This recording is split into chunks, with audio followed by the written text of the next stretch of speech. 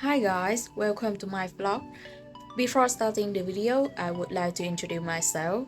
My name is Balynt and currently I'm a student at Department of Foreign Language in Saigon University. So, this is my first vlog and it's about my 5-day field trip to Mekong Delta. So, let's get started. Bagusu Temple lies at the foot of Sam Mountain in Childok City, Anzang Province. The front gate of the temple is the direction where the face of Bagusu statue look directly at Binte Canal, while the back gate is where her back is leaning against the Sam Mountain. It is said that the goddess is so sacred that anyone who offers incense to her can realize on their wishes. They can pray for family, health, and wealth, but they cannot pray for themselves, especially for wealth. Then, after the wishes came true, they have to pay her back by sacrifice or devoting valuable. Until it isn't the festival season, many people still visit this temple. So you can see that Bagusu Temple is a very famous spiritual tourist destination of Nguyen. After arriving at Bagusu Temple, we continue to move more than 18 kilometers from Childok City to Chasu Kejubat Forest. Chasu Kejubat Forest is located in Dreamy district in Giang Province. This forest is a typical wetland forest of the west of River. It's also the main habitat of many flora and animals in the special use forest system of Vietnam. It's about 850 hectares in width. For people who don't know what is Kejubat, Kejubat is a species that can withstand water and thrive in the climate of southern region. Because Kejubat plants predominate here, the area is known as Kejubat Forest. For travelers who enjoy ecotourism, Chasu Kejubat Forest is the perfect location. Visitors can hire canoes or boats to travel deep into the Chasu Forest. For me, Chasu Kejubat Forest is a nice choice with its natural beauty and pleasant atmosphere. Moreover, all staff here are also friendly and lovely.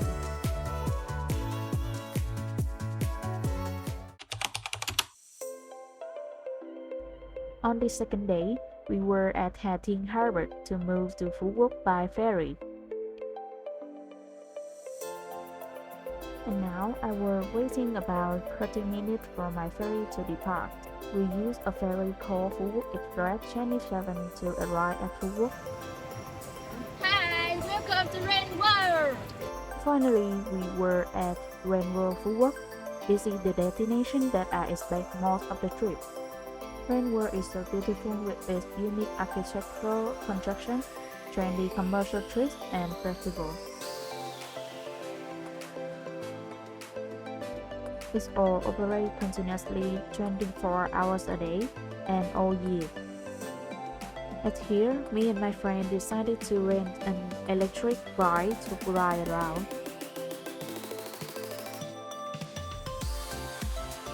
At the end of the day, we watched the light show at the giant floating stage on the surface of the Love Lake Rainbow Phu Quoc. The Venus color show in Phu Quoc recreates a love story of a talented painter and a beautiful lady in the space of the romantic city of Venice.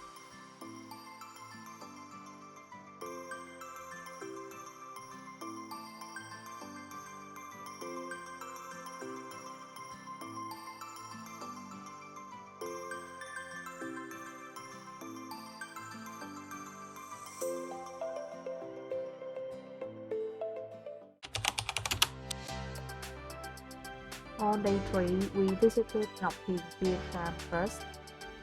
When we arrived, we listened to a professional about the establishment of the farm, the types of pears, and the pear harvesting process. So now, the professional were showing a type of pear that were raised at this farm. The first one with a small shell was called a koya. Kvarmez were raised for 2 years, and after 2 years, if they are not habited, these mussels will die and eliminate the bears outside. The next one is Tahiti, raised for 3 to 5 years. These mussels provide pears that are black. And the largest mussel is Messina, raised for 3 to 5 years. The pears made by these mussels are big, and their color all depend on the color of the cell age.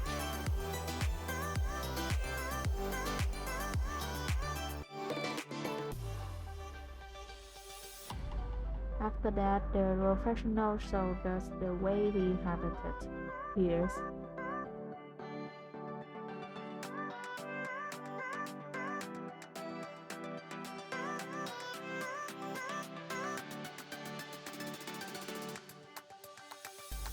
On the second floor, there was the showroom of jewelry made from pears. So you can see that the people on the second floor were more crowded than the lower one. Because all the jewelry here were so stunning, visitors cannot leave empty-handed.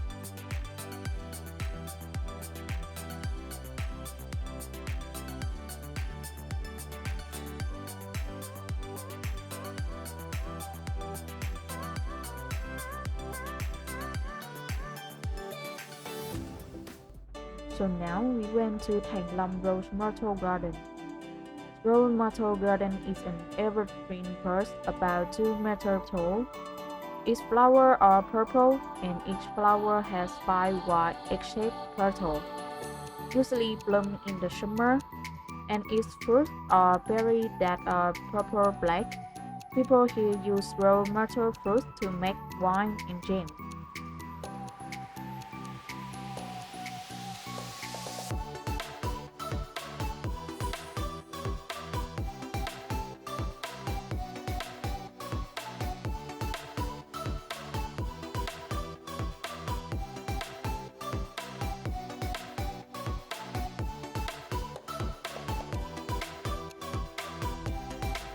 The showroom at the front gate is where they display those products.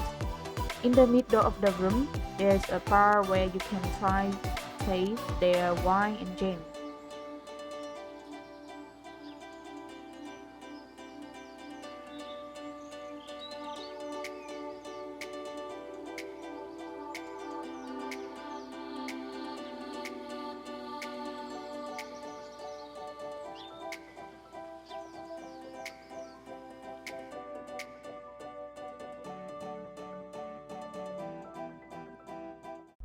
Đảo Ngọc Honey Farm was our third destination on day 3 in Phú Quốc.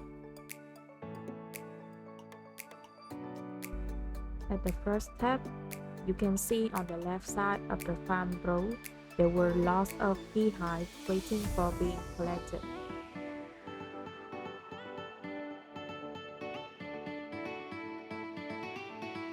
Then I listened to the farm's professional about the information of bees that was raised here. Bees from Bảo Ngọc Farm are imported from Italy. In each beehive, there will be 3 types of bees: queen bee, drone, and worker bees. There is only one queen bee in the beehive, so there are only 2 types of a queen bee. Just eat and breathe.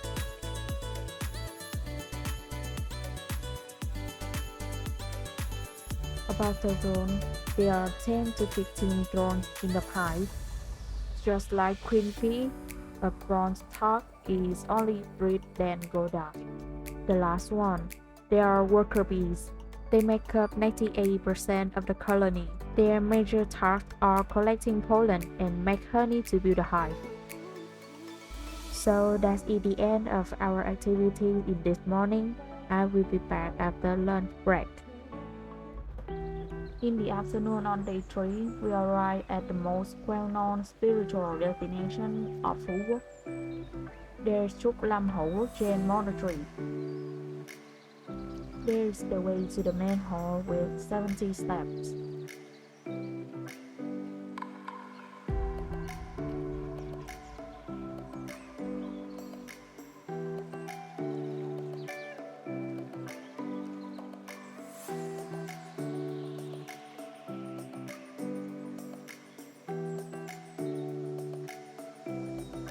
Kuplam Monastery was started construction in 2011 with Legion dynasty architecture and its material are all made of ironwood.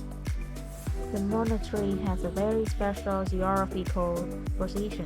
When the main gates face the sea and the Bergs is leaning against the mountain.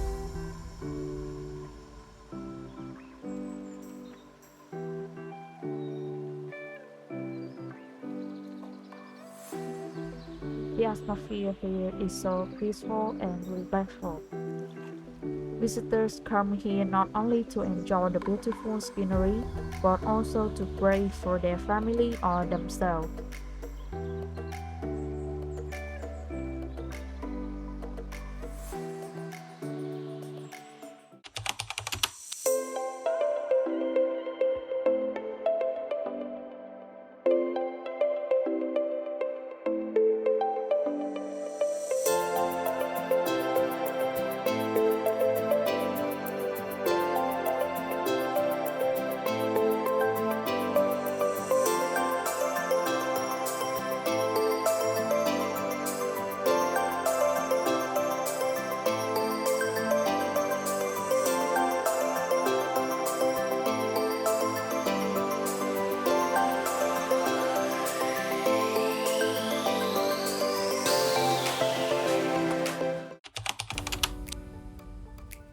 Today is the last day of my field trip.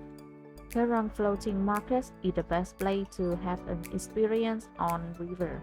Goods at the floating market are also many and diverse from items such as fruit, coffee, and etc.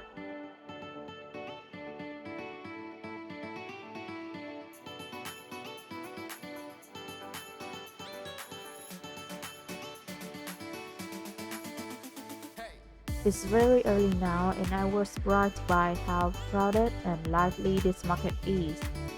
Immerse yourself in the bustling atmosphere of this market. You can learn more about the life of a generation of family living together in posts. Besides that, you can enjoy delicious foods and drinks just right on the post.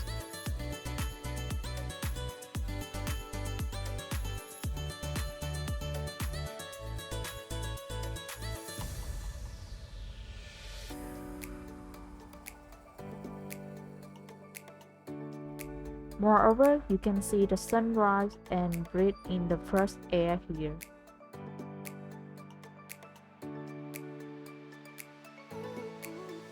It's time to say goodbye with Kvarmez. After Kvarmez, we visited to Home King's Temple at Kvarmez City. The temple in the center has a unique architecture which is stylized in the shape of Damtaro bronze rock, surrounded by 18 posts that represent the 18 home kings in the past. On each pole, there are typical patterns of Damtaro culture. The square block is placed below the brown block, which means that heaven and earth are round and square.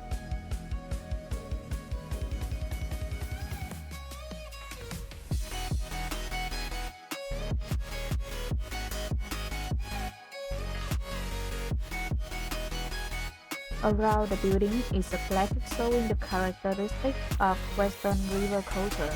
Inside the plaque, there are 54 pillars, symbolize 54 ethnic groups of Vietnam.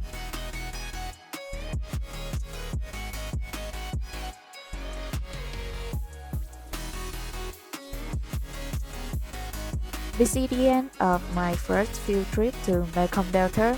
Thank you for your watching. If you love me, remember to like and leave your comments below my videos.